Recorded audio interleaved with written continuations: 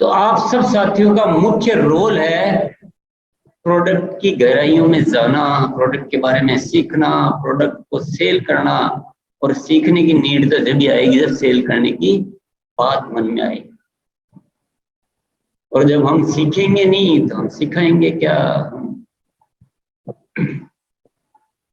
जैसे आपकी इच्छा, मैंने अपने दिल की बात कही है। पर दूसरा जो पहिया है हमारी सफलता का वो है सेलिंग। और तीसरा पहिया है नेटवर्किंग।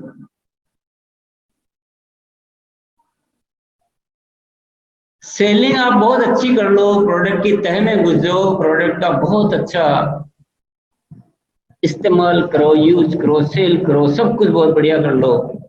लेकिन बड़ी सफलता प्राप्त करने के लिए तो टीम भी चाहिए, नेटवर्क भी चाहिए। और नेटवर्क कैसा होना चाहिए? जिसमें फर्स्ट नंबर की और सेकंड नंबर की क्वालिटी हो। यानी प्रोडक्ट इस्तेमाल जिस तरह की बात अपने बीच अभी हुई है वैसा उस तरीके से करने वाला, और सेल की बात वैसी जैसी हुई वैसे करने वाला, वैसा नेटवर्क चाहिए।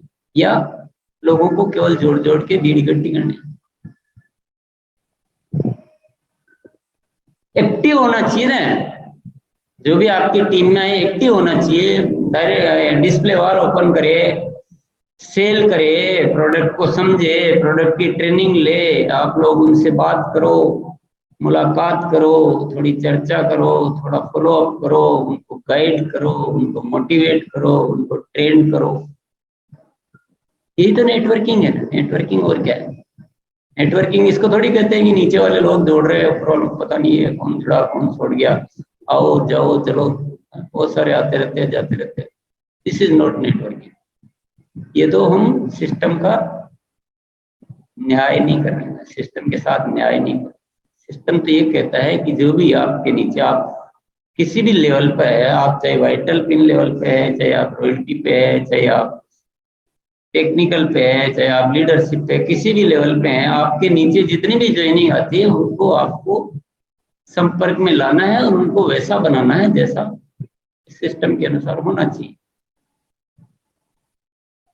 तो सही नेटवर्क बनाने के लिए मैं एक फॉर्मूला आपको देना चाहता हूँ आज।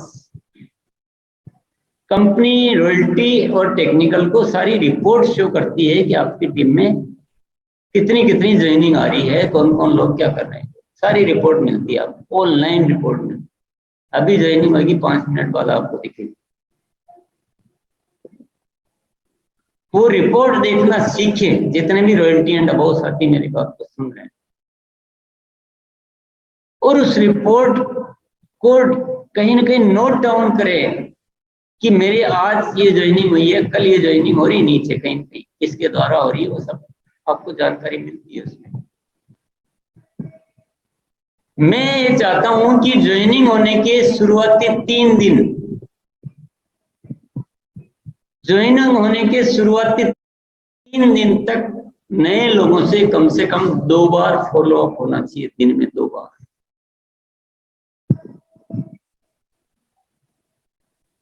आप इतने सक्षम हो कि आराम से ये चीज कर सकते हो। बगीचा लगाना और नेटवर्क चलाना एक ही थ्योरी है। बगीचे में जब हम पौधे लगाते हैं ना नए, तो बहुत पानी देना पड़ता है शुरू शुरू में, क्योंकि अभी जड़ें मजबूत नहीं हुई, अभी पकड़ा नहीं है। तो नया ज्वाइन हुआ ना आदमी, अभी पकड़ नहीं आई उसको, वो थोड़ी आर्सिन से इतना प्रेरित हो गया कि बस आप जोड़ के छोड़ दो तो वो कर लेगा। नो, ये तो सिद्धांत ही नहीं है। सिद्धांत ये है,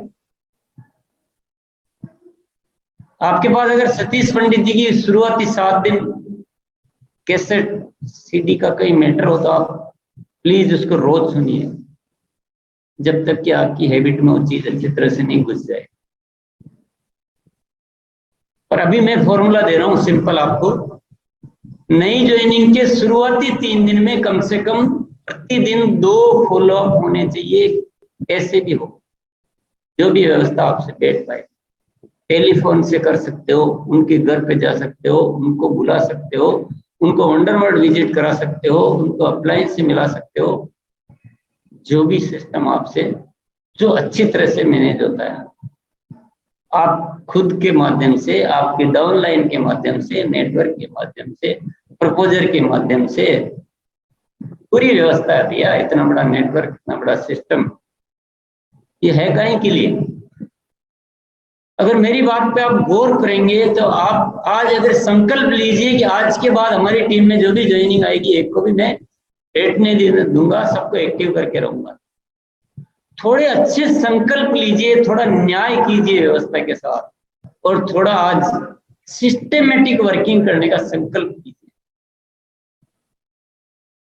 हमारा हर मिनट मिनट कीमती है, हमें हर मिनट मिनट पे वो चीजें हमारे सिस्टम में एडॉप्ट करनी चाहिए, और हमें क्या बदलना है उन चीजों पे फोकस करना चाहिए। केवल मिलना, बातें कर लेना, चले जाना नहीं, हमें क्या बदलाव लाने हैं और कैसे सिस्टम को मजबूत बनाना है। शुरुआती 3 दिन 2-2 फॉलोअप, उसके अगले 3 दिन कम से कम 1-1 फॉलोअप, और उसके बाद आपको समझना आ जाना चाहिए कि कितने फॉलोअप करके। पर किसी भी साथी को ऐसे तो आप रोज ही जोड़ते रहो, जोड़ते रहो, जोड़ते रहो, छोड़ते रहो, जोड़ते रहो, छोड़ते रहो, जोड़ते रहो, छोड़ते रहो, जिंदगी व्यतीत हो जाएगी। इतनी मेहनत करने की नहीं है।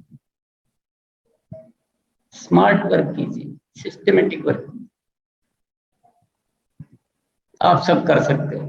थोड़ा मनोविज्ञान चेंज करना है।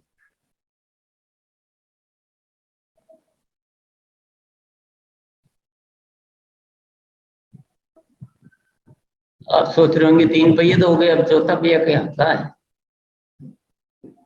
प्रोडक्ट भी यूज हो गया अच्छी तरह से, सेलिंग भी अच्छी तरह से होगी, नेटवर्किंग भी अच्छी तरह से होगी, तो अब तो सब कुछ हो गया। अब तो रॉयल्टियां भी आ गई, टेक्निकल भी आ जाएगी, डायमंड भी बन जाएंगे इन्हीं से। और चौथा बहुत ही इंपॉर्टेंट पहिया है एक, वो है लीडरशिप। अब जो रॉयल्टी की पिनें दी जाती है, लीडरशिप की पिनें दी, टेक्निकल की पिनें दी जाती है, ये आपको एक संदेश होता है सिस्टम का कि आपको थोड़ी जिम्मेदारियां लेनी है।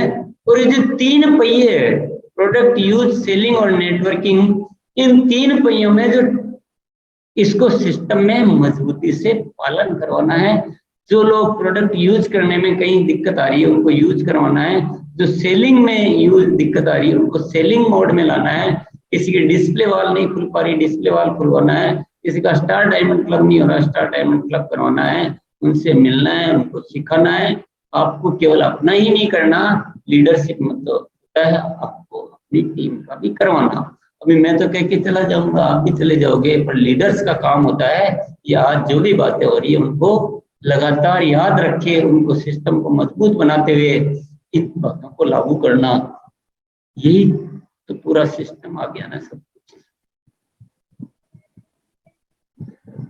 तो आज जो लीडर नहीं है वो भी कल तो लीडर बनने वाले हैं।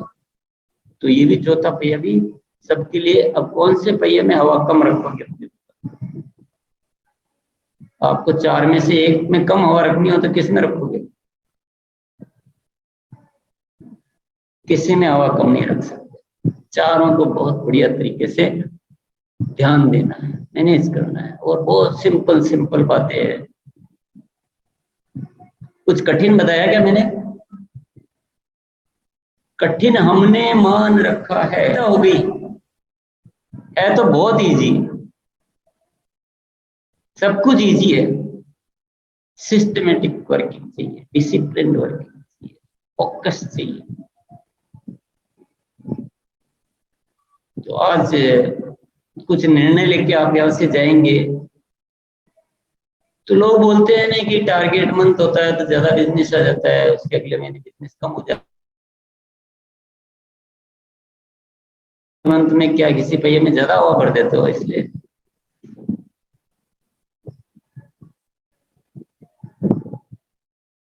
ये जुगाड़ करने की कुछ जरूरत नहीं है। फिर चारों बातों को पूरा अच्छी तरह से फॉलो करो तो मैं यकीन के साथ ये कह सकता हूं कि आपको कभी कोई टारगेट मंथ के बारे में सोचना ही नहीं पड़ेगा। कभी आपको पिन के लिए सोचना ही नहीं पड़ेगा। चलती रहेगी। तो आपकी टीम होगी, आपकी टीम में ढेर सारे लोग ज्वाइन हो रहे हैं, रोज वो एक्टिव हो रहे हैं, स्टार डायमंड क्लब कर रहे हैं, डिस्प्ले वॉल खोल रहे हैं।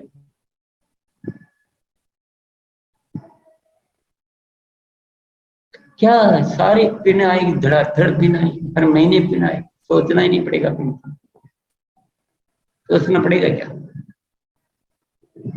और ऐसा काम ही क्यों करना कि सोचना पड़े? ऐसा काम क्यों करना जो सोचना पड़े? ऐसा काम करो जिसमें मजे से काम करते रहो और मस्त रहो। कौन सा टारगेट बनता रहा, कौन सी पिन फिर आती रहेगी, अपने आप आएगी।